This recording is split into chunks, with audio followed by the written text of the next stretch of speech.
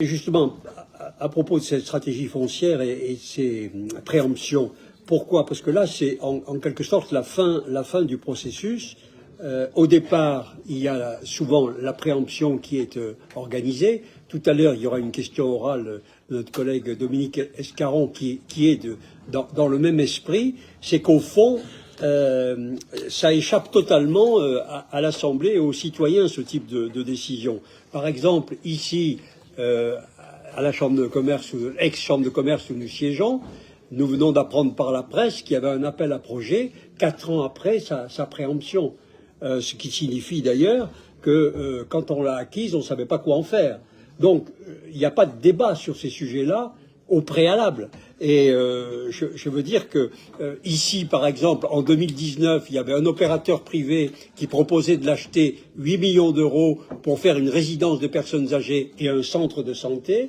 La collectivité, en l'occurrence, je pense la ville, a proposé de préempter pour 8 millions d'euros. 4 ans après, il y a un appel à projet, pas un appel d'offres d'ailleurs, pour savoir quel est celui qui alignerait le plus de financement pour reprendre l'établissement. Il y a un appel à projet. Donc moi, je veux poser la question sur ces opportunités-là, qui échappent totalement à tout débat citoyen pour des bâtiments emblématique. Celui-ci, là, dans lequel nous siégeons, est un bâtiment emblématique. Il n'y aura pas de débat d'urbanisme, ça échappera à tout le monde.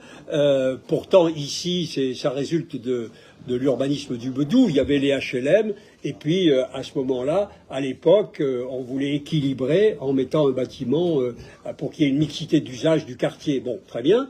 À tort ou à raison, mais c'était en tout cas l'idée urbaine de l'époque. Aujourd'hui, ceci va peut-être être défait. Dans quelles conditions on détricote tout ça en excluant toute participation. Et au plan financier, et au plan de la gestion, outre le plan urbanistique, au plan des besoins des habitants, moi j'estime que l'opérateur privé qui se proposait d'acquérir sans faire appel à l'argent public, c'eût été au moins un débat qui aurait pu avoir lieu.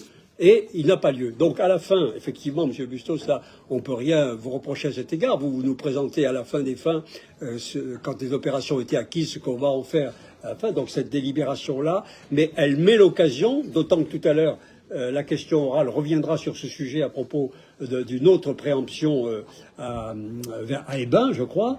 Eh bien, je pense que cette question-là, elle se pose. Parce que, quand même, financièrement, voilà. Nous, vous savez ce que nous pensons. Puisqu'on est à la Chambre de commerce, la métropole ferait mieux d'y rester et de vendre le bâtiment qu'elle est en train de construire dans un appel d'offres ouvert pour faire entrer de l'argent dans ses caisses. Ça lui éviterait peut-être d'augmenter les impôts l'année prochaine. Bon, ça, c'est notre position.